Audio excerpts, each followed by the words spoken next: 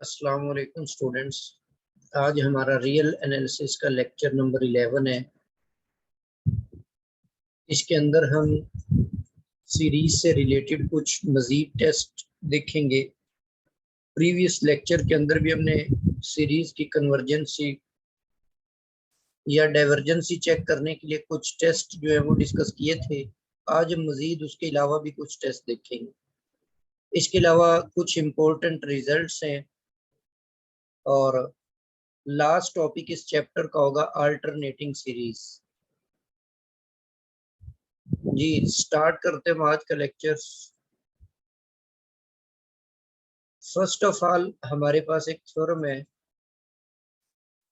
काशिस condensation test. हम suppose कर लेते हैं कि हमारे पास एक सीरीज है sigma a n be a series, और कंडीशन इस पर यह है कि ये पॉजिटिव टर्म सीरीज है, और मजीद इस पर यह कंडीशन है कि ये नॉन इंक्रीजिंग है। ठीक है, इस कंडीशन का मतलब क्या हुआ कि ये जो सीरीज आप ले रहे हैं ये नॉन इंक्रीजिंग सीरीज है।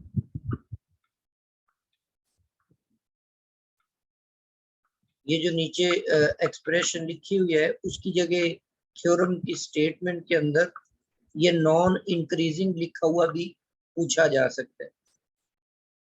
Then the series converge if and only if this series is converge.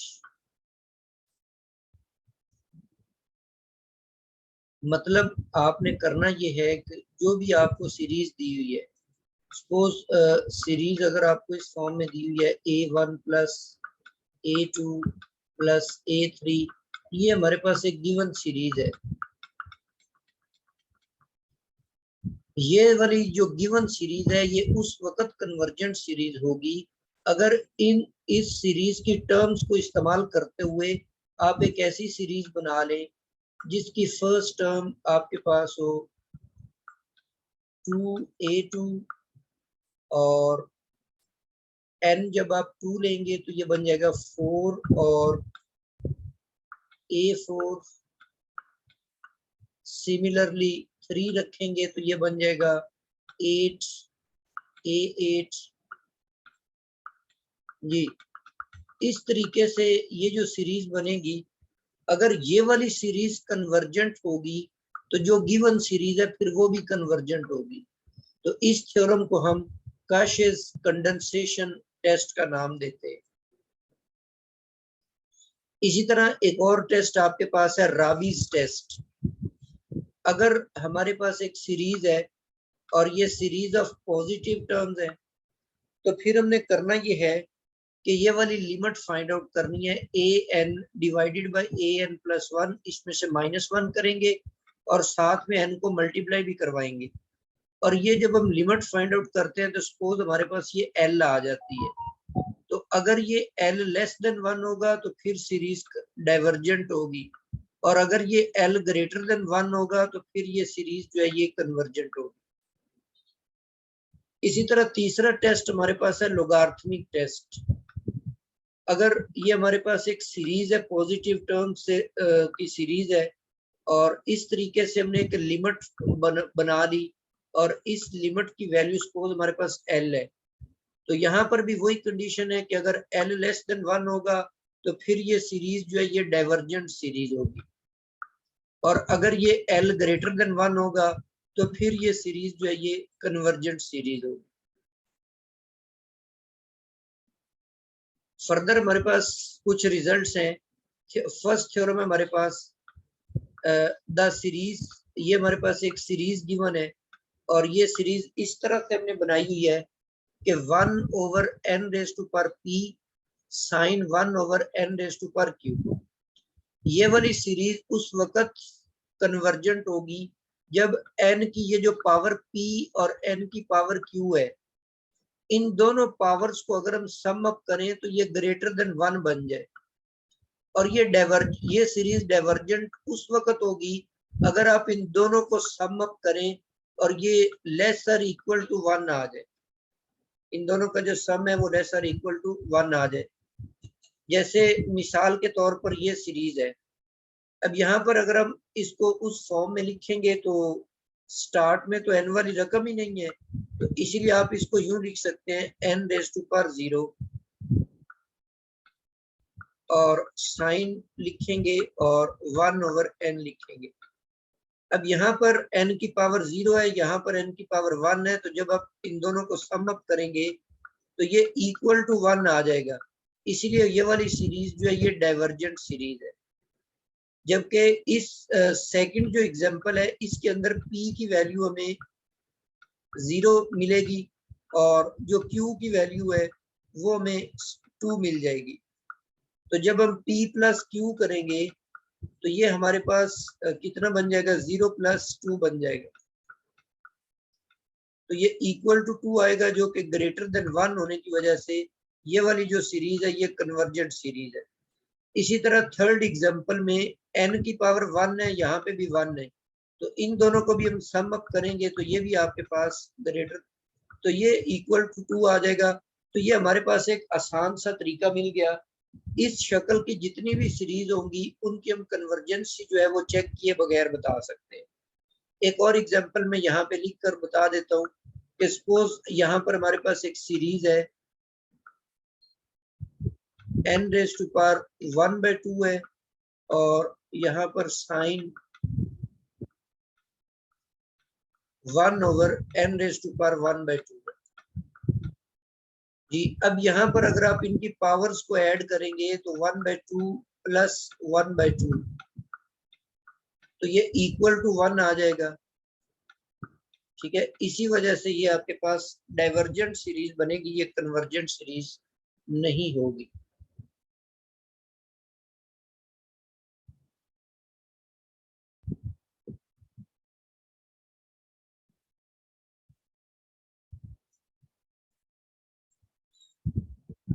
Ji further आपके पास कुछ थ्योरम्स हैं। ये जो 1 डिवाइडेड बाय लॉग n है ये सीरीज डाइवर्जेंट होती है, और log n की पावर p आ जाता है और इसके साथ एक n मल्टीप्लाई भी हो रहा है। ये n जो है ये स्टार्ट हो रहा है 2 से, तो ये सीरीज कन्वर्जेंट तब होगी जब p ग्रेटर देन 1 होगा। और अगर p जो है ये 0 और 1 के दरमियान लाई करेगा या इक्वल टू 1 होगा, उस सूरत में ये जो सीरीज है ये डाइवर्जेंट सीरीज होगी। मिसाल के तौर पर अगर आप सीरीज इस तरीके से बना लेते हैं कि ये आपके पास n है और यहाँ पर आपके पास log n आ जाता है। अब यहाँ पर इसकी पावर अगर आप 1 लेते हैं तो ये डाइवर्जेंट होगी, क्योंकि p की वैल्यू जो है वो 1 है, तो 1 p की वैल्यू इक्वल हो जाए 1 के तो फिर वो डाइवर्जेंट होगी। इसी तरह नेक्स्ट थ्योरम है n log n, इसकी पावर p है।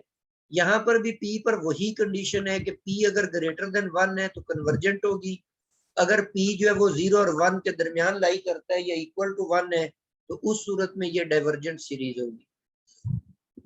सिमिलरली n log n और log of n raise to power p, इसके लिए भी p के लिए वही कंडीशन है कि p ग्रेटर देन 1 के लिए ये कन्वर्जेंट है, और p जो वो 0-1 के दरमियान हो या 1 की इक्वल हो तो वो उस सूरत में डाइवर्जेंट होगी। इसी तरह नीचे मजीद ये लॉग वाली सीरीज दी हुई है, तो इनमें भी वही p के ऊपर कंडीशन है।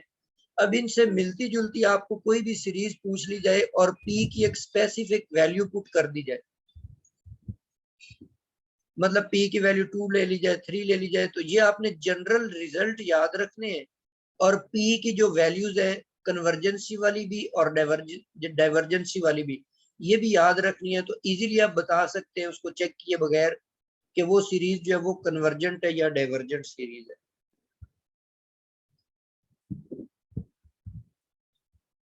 नेक्स्ट आपके पास थ्योरम है कि द पॉजिटिव टर्म सीरीज, एक सीरीज है हमारे पास और ये जो सीरीज है सिग्मा ए एन, ये पॉजिटिव टर्म सीरीज है। ये सीरीज अगर कन्वर्जेंट होगी तो इस तरीके से बनने वाली जो सीरीज है वो भी कन्वर्जेंट होगी।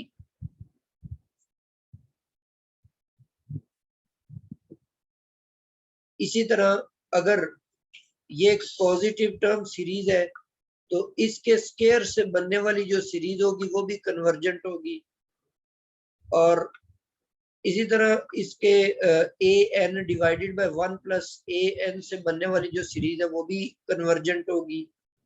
A N divided by 1 minus A N से बनने वाली सीरीज भी डाइवर्जेंट होगी। A N divided by 1 plus N square A N, ये वाली भी कन्वर्जेंट होगी। और इसी तरह उस सीरीज का जो स्क्वायर रूट है ये लाजमी नहीं कन्वर्जेंट हो। इसकी मैं आपको मिसाल दे देता हूँ। मिसाल के तौर पर ये आइलर सीरीज आप ले लेते हैं। अब ये कन्वर्जेंट सीरीज है, लेकिन जब आप इसकी टर्म्स का स्क्वायर रूट लेकर एक न्यू सीरीज बनाएंगे तो वो बन जाएगी 1/n। तो ये तो कन्वर्जेंट नहीं है, ये ऊपर वाले का हमने स्क्वायर लिया हुआ है यहाँ पे। तो 1/n करेंगे, स्क्वायर रूट इसका लेंगे तो वो 1/n बनता है, वो कन्वर्जेंट नहीं है। तो जब आप उसके स्क्वायर लेकर सीरीज बनाएंगे तो वो तो कन्वर्जेंट होगी, लेकिन अगर स्क्वायर रूट लेकर बनाएंगे सीरीज तो वो कन्वर्जेंट नहीं होगी बल्कि डाइवर्जेंट होगी। इसी तरह आपके पास 14th रिजल्ट है। ये हमारे पास एक कन्वर्जेंट सीरीज है। यहाँ पर आपने फर्स्ट nth टर्म का मीन लेकर, अरिथमेटिक मीन लेकर एक सीरीज बना ली, तो ये जो सीरीज बनेगी ये ऑलवेज डाइवर्जेंट सीरीज होगी। इसी तरह अगर एक कन्वर्जेंट सीरीज की nth टर्म को लिया जाए, उसको n की किसी भी पावर पर डिवाइड कर दिया जाए, मतलब n पर डिवाइड कर सकते हैं आप, उसको n स्क्वायर पर डिवाइड कर सकते हैं, n क्यूब पर, n की किसी भी पावर पर आप उसको डिवाइड करेंगे तो उस तरह से बनने वाली सीरीज जो होगी वो भी कन्वर्जेंट सीरीज होगी।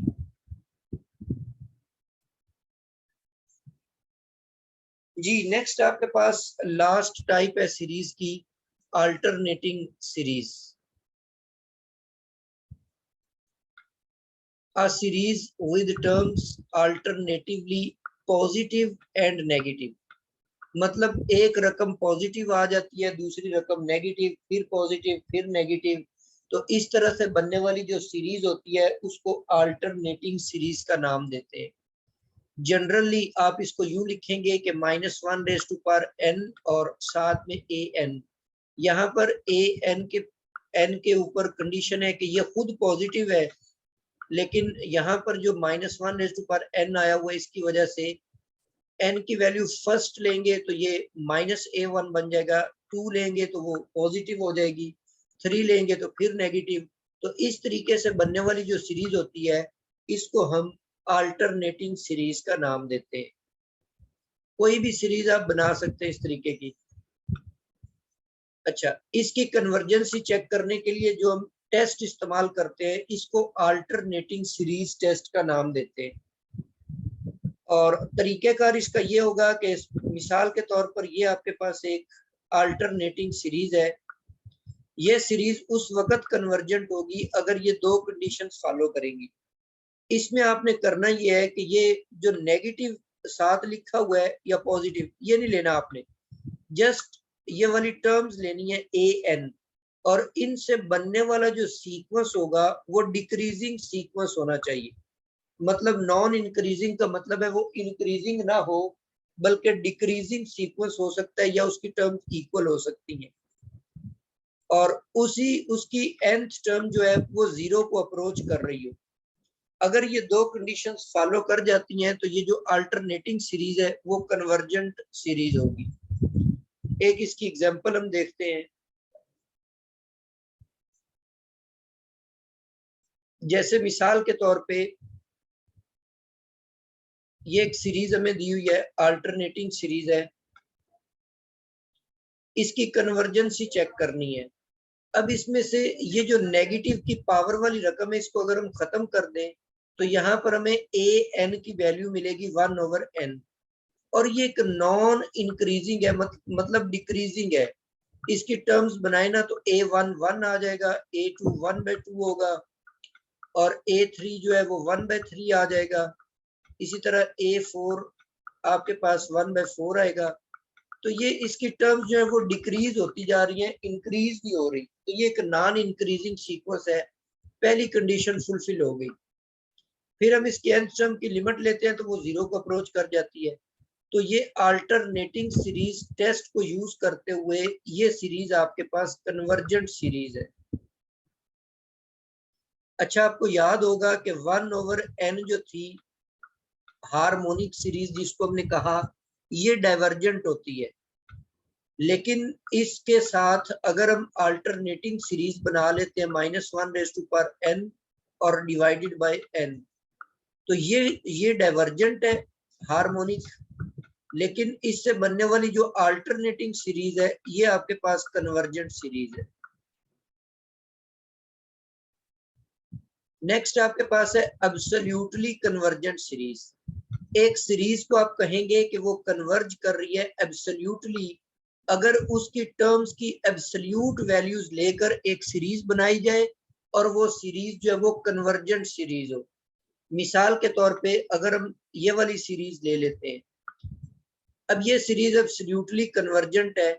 उसकी वजह ये है कि जब हम इसकी एब्सोल्यूट वैल्यू लेंगे तो ये जो नेगेटिव की पावर्स है वो तो खत्म हो जाएंगी और ये 1/n² बनेगी जो कि आइलर सीरीज है और ये कन्वर्जेंट सीरीज है।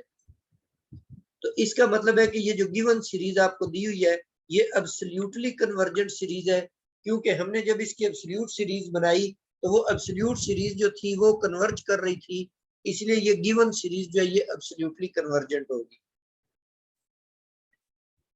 नेक्स्ट कॉन्सेप्ट आपके पास है कंडीशनली कन्वर्जेंट। जी, एक सीरीज हमें गिवन है, इस सीरीज को कहेंगे कि ये कंडीशनली कन्वर्जेंट है अगर ये सीरीज खुद जो है ये कन्वर्ज करे लेकिन इसकी एब्सोल्यूट सीरीज जो है वो डाइवर्ज कर जाए। इसकी एग्जांपल हम ये वाली ले लेते हैं, तो इसको हम ऑलरेडी देख चुके हैं कि ये कन्वर्जेंट है।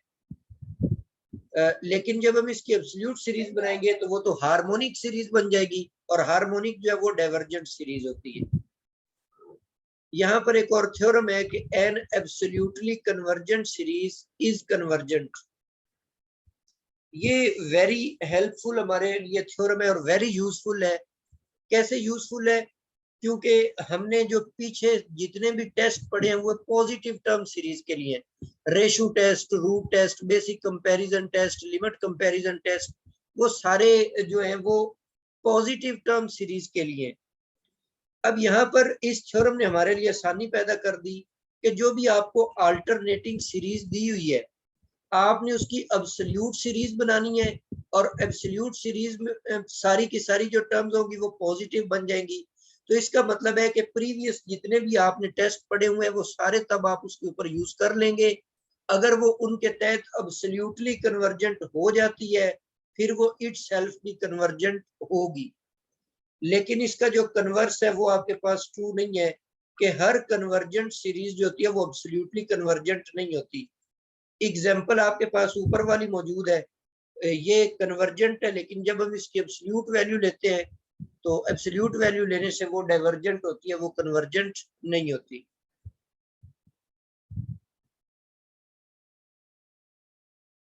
जी, नेक्स्ट आपके पास एक और एग्जांपल है कि for what values of x the given series is convergent absolutely.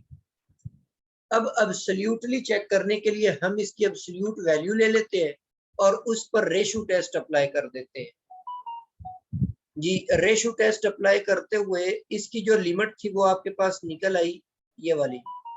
लेकिन आपको याद होगा कि रेशो टेस्ट में हमने पढ़ा था कि जो लिमिट है वो लेस देन 1 होनी चाहिए तो फिर वो कन्वर्जेंट होता है। तो यहाँ पर हमने इसकी जो लिमिट निकाली है इसको लेस देन 1 पुट कर देते हैं। यहाँ से मॉड x लेस देन 3 निकल आएगा और मजीद इसको सॉल्व करें तो x लेस देन 3 आएगा और ग्रेटर देन -3 आ जाता है। तो इसका मतलब है कि ये इस इंटरवल के अंदर -3 से लेकर 3 तक इस इंटरवल में ये जो गिवन सीरीज है ये एब्सोल्युटली कन्वर्जेंट है।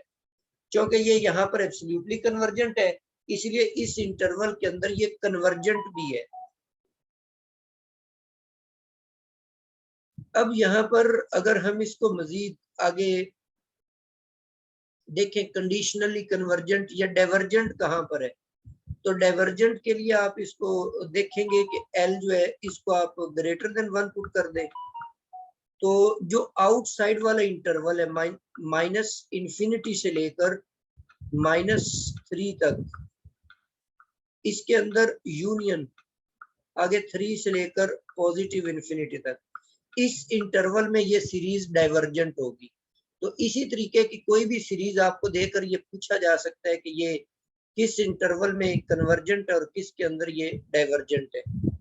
अच्छा, यहाँ पर मैंने बाउंड्री जो है इस इंटरवल की, वो मैंने ना तो इस तरफ इंक्लूड की है कन्वर्जेंसी वाली साइड पे और ना ही डाइवर्जेंसी वाली साइड पे की।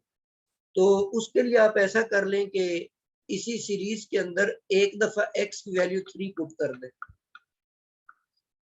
जब इसके अंदर हम 3 पुट करेंगे तो ये जो सीरीज है, गिवन सीरीज, ये बन जाएगी n और 3 रेज टू पावर n और divided by 3 raise to power n। ये कैंसल आउट हो जाएंगे तो ये सीरीज आपके पास बन जाएगी n और ये डाइवर्जेंट है। इसका मतलब है कि x की वैल्यू 3 पर ये सीरीज डाइवर्जेंट है। और अगर यहाँ पर आप x की वैल्यू -3 पुट कर लेते हैं, -3 पुट करेंगे तो ये n और -3 रेज टू पावर n और divided by 3 raise to power n, तो ये एक अल्टरनेटिंग सीरीज बन जाएगी -1 रेज टू पावर n और n। इसके ऊपर अब आप अल्टरनेटिंग सीरीज टेस्ट तो अप्लाई कर नहीं सकते क्योंकि ये इंक्रीजिंग सीरीज है और दूसरा इसकी लिमिट जो वो 0 को भी अप्रोच नहीं करती, तो अल्टरनेटिंग सीरीज नहीं। अगर इसकी पॉजिटिव टर्म सीरीज निकालते हैं तो भी ये डाइवर्जेंट ही होगी, ये कन्वर्जेंट नहीं है। तो इसका मतलब है कि यहाँ पर डाइवर्जेंट वाले केस में यहाँ पर आप क्लोज्ड इंटरवल लगा दें, ठीक है। तो ये इस इन क्लोज्ड इंटरवल्स के ऊपर ये जो सीरीज गिवन सीरीज है ये डाइवर्जेंट होगी। यहाँ तक हमारा आज का लेक्चर कंप्लीट हो गया है। तो सीरीज वाला चैप्टर हमने मुकम्मल कर लिया है। बाकी अब इसके अंदर